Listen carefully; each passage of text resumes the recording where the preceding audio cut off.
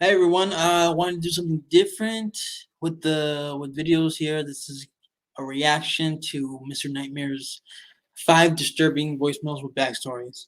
Now, Mr. Nightmare is a YouTube channel I've been watching for the last couple of months. He does really cool narration of creepy stories that are allegedly true, but he does a really good job. Um, check out his channel. I'm leaving the link to the video I'm gonna react right now. So check the video out after you see this or whatever. But anyway, yeah, let's get to it. I'm gonna react to his newest video. So let's see what if it's any good. Most of the time, his videos are good. So let's see. Okay, re-uploading this content to YouTube or any other platform such as TikTok is not allowed and will be removed when found, which will result in termination of said accounts. If you see this content being uploaded to any other channels or platforms, please inform me by email at mrnightmareinbox@gmail.com. So yeah, don't rip him off. Is pretty much what he's saying. So let's get to it. Hello, no one is available to take your call. Okay.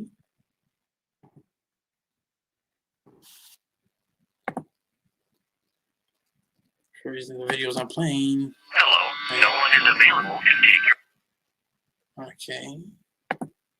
Well, why aren't you playing?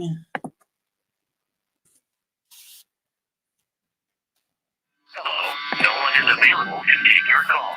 Please leave a message after the tone. Having moved to his West Texas home not even half a year ago, a 28-year-old viewer, who I'll refer to as John, sent me this voicemail that he received in August of 2021 from an unknown number. John was going about his night when his cell phone began to ring, and on the screen it said no caller ID. This is rather unusual, as for anybody to come up on someone's phone as no caller ID means they went out of their way to intentionally hide their number. Often doctors will... Yeah, when I get this kind of call in my personal life, I don't answer. Yeah, so yeah, it's usually spam anyway, so let's see what this is about. Do this to keep their privacy from their patients. But other than this and a few other professional circumstances, this is usually at least a slight red flag. John let the call go to voicemail, not wanting to potentially get stuck on the phone with somebody he didn't want to be talking to. Yep. This was the voicemail he received. Hey, I'm not at your house. I found your info online. I could really use a job. Okay. Can you open the door? No. The message was short but direct. Fuck that! John immediately thought it was a joke or that they had the wrong number. And naturally, he was curious. Either way, he knew he didn't want to open the front door, especially if someone was actually out there. But the man saying that John found his info online made him open up Google and search his own name. The second result on Google led to an online corporation database that listed all of John's public info, including his first and last name, phone number, and new home address. John is self-employed, but for the purpose of tax benefits, he started an S corporation in his name, literally with his name in the title of the... Yeah, when you're doing something like that, you gotta be very careful. You know. Hey Rob, I'm just reacting to this video. I've been wanting to react to some videos, so just doing this really quickly as I can. But so far so good. Just keep watching, buddy. The business. This means his S Corp, along with his name, would eventually be listed on numerous online corporate database websites. Coming to this realization, the voicemail suddenly seemed more legitimate. John went downstairs and inched closer to the front door, fucking trying to be creepy. quiet. Someone started to bang on the front door, and a voice from the other side was saying something. No, but call his police. Voice was muffled. Call 911. Oh shit. Real footage.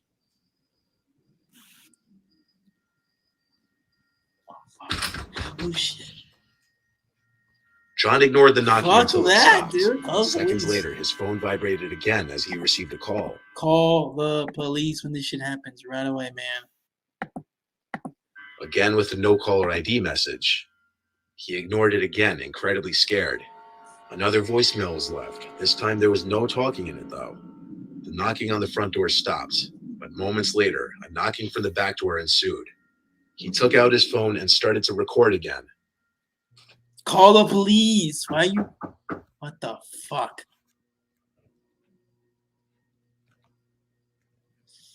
Fuck. What the shit? Call the police. Holy fuck. As he turned on the lights, revealing the silhouette on the other side, the situation became even more real for John.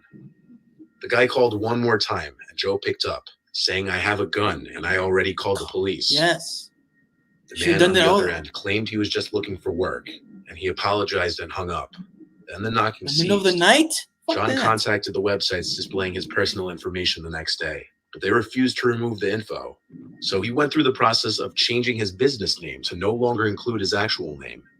It's very unlikely anybody who's knocking on both your front and back door late at night and calling your number anonymously is there just looking for a job. Yeah. If John opened the door, this probably would have had a much different outcome. This was the voicemail received by the that first one was really creepy, so let's see how the other ones are. girlfriend of viewer Alex Azeri. Alex's girlfriend reached out to him right after hearing it for the first time to get his opinion on it, since his name could slightly be heard in there, to which all he could offer was equal confusion and concern. He assumed it was one of his friends pranking him at first, but after reaching out to all of his friends, they all claimed it wasn't them, and each of them thought it was equally creepy.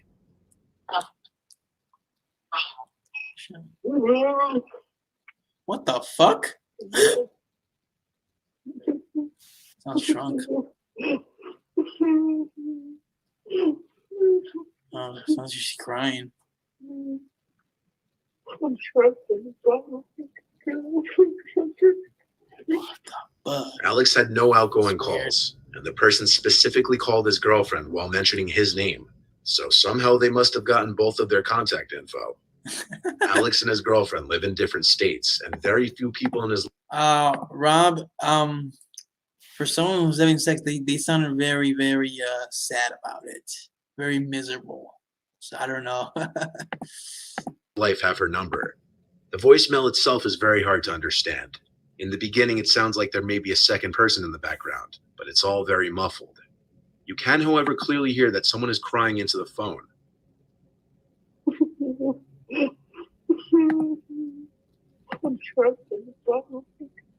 At this point, it sounds as though someone is speaking, though it's very difficult to understand. It sounds like they're saying, "I'm trapped in the dark," although it could be something else. At first, Alex was unsure if this was just a prank, a hacker, or something else. Someone has the wrong After number. receiving this voicemail, Alex claims a number of strange occurrences happened in his house that same day and the following. Yep. First, a door upstairs slammed shut randomly while everyone in the house was downstairs eating dinner. Upon inspecting the bedroom, nobody was inside. Alex and his brother also apparently heard what sounded like footsteps coming up the stairs when they were home alone. Okay. What the f- Yeah, Movie Massacre, in your case, it was funny. In this case, it's kind of creepy. So it's a little different. At first, they considered the possibility it may have been one of their two dogs, until checking and remembering they had a dog gate standing at the bottom of the stairs, preventing them from coming up the stairs. Each time they looked around the hole upstairs and checked the stairway, they couldn't find anyone. The footsteps also didn't sound like those of a dog. They were reportedly heavier and more spaced out, like a person's footsteps. Yeah, call police, With call police, this call happening police. the same day and one day after receiving this concerning, unexplainable voicemail, Alex believes the occurrences may all be linked. Yeah, that was weird. In this video you're about to watch, a couple briefly documents they're listening to two creepy voicemails received on the husband's phone. Hey, man. How are you? How you doing? Good. Ready for the big trip? Ready for the big trip. Okay, that sounds good. They had been receiving strange voicemails for weeks already, both on their cell phones and on the landline. In this video, though, the man's phone doesn't even ring.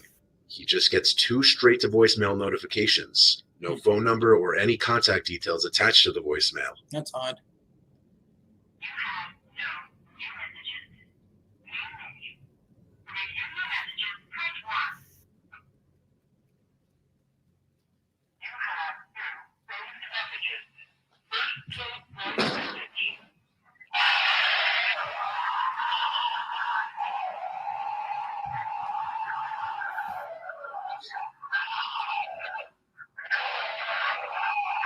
What the fuck?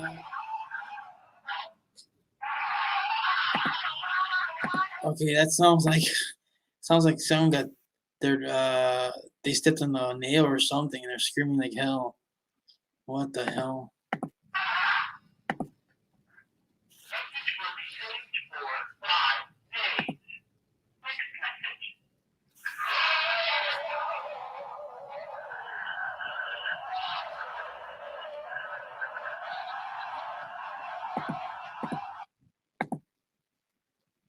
Uh, I think that call came from hell, from the pits of hell. What the shit?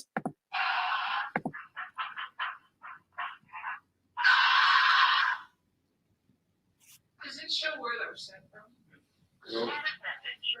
I was just sitting where you were, and my voicemail just went off. No ringing, nothing. Yeah, movie massacre. I think that phone call, that voicemail came from the pits of hell, or someone just shrugged up really bad. So I don't know. And that, like last Tuesday, it was about a 5-minute voicemail on the.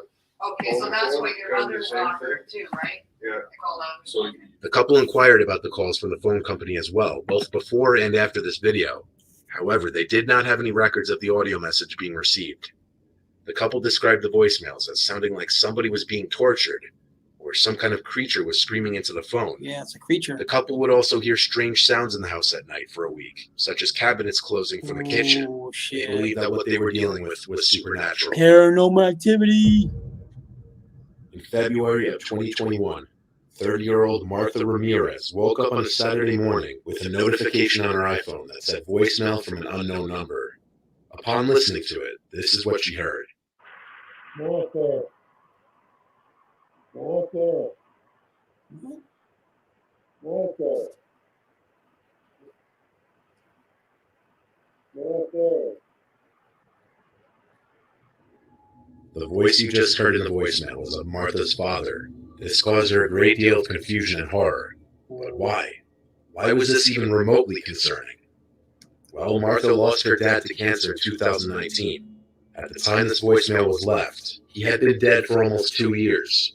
She listened to the voicemail over and over, That's trying to think of any creepy. other possible person it could be. But she knew That's creepy as fuck. her dad's voice. She knew the way her dad's voice sounded saying her name. She tried to think back to if her dad had ever left a voicemail simply repeating her name multiple times, but she couldn't remember a single instance.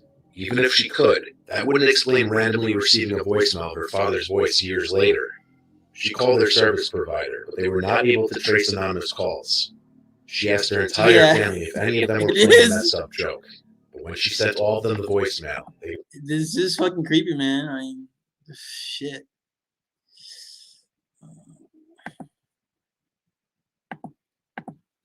were all equally disturbed. She claimed she was never a religious person at all, nor is she a believer in the supernatural. But she also doesn't believe this was the work of anybody she knew, or any kind of glitch. She says she actually believes this was her dad's voice contacting her, and it terrifies her deeply. This last voicemail was posted to Reddit 3 years ago. Yeah, it looks that way. Yeah, unfriended. This is unfriended 3. Voicemails. Part of the Reddit post read, "To make a long story short, my significant other got a new phone. For the first time, she has visual voicemail.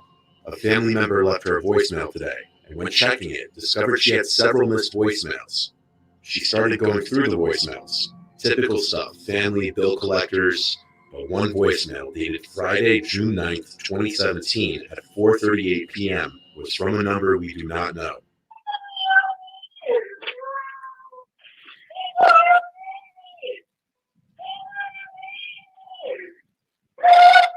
Whoa, what the shit?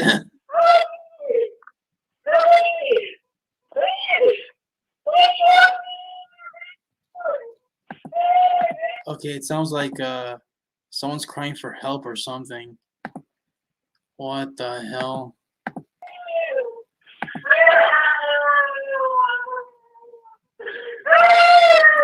Oh shit. What you just heard was just a small clip from the original 3-minute long audio, which seems to have been removed from the internet without a trace. In this small audio clip, though, it sounds like the girl on the other end is saying, "Please help me," and even, "They have my baby."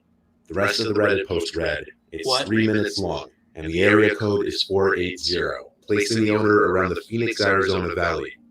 I've spent all day researching news where their incidents happened the afternoon of June 9th, 2017, and have exhausted my very limited abilities in researching. None of our family members or friends recognize the number either. The voicemail was dated almost a year ago and was not discovered until today. I will be contacting Phoenix police to provide them with the audio timestamp and phone number. I star 67 the number. It went straight to voicemail. Significant other has had the same phone number for 10 years. Based on a lot of the original replies to the thread, the original audio is so horrific that many couldn't even get through it all. Still, some people believe it to be a hoax. Either way, this voicemail and whoever was behind it still remain a mystery.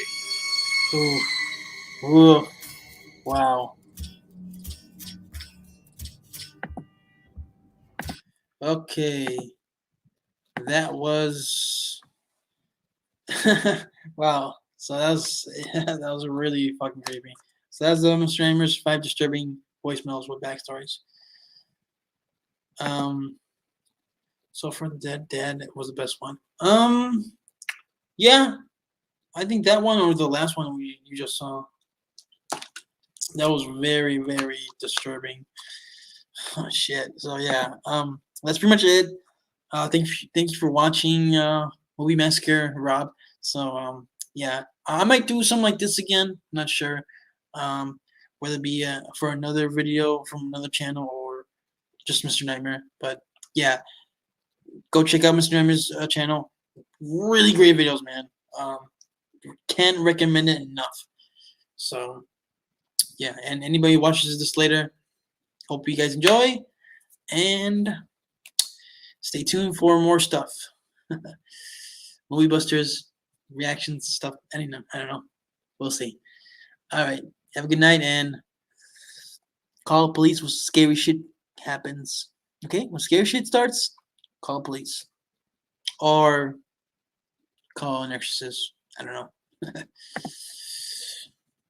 Bye.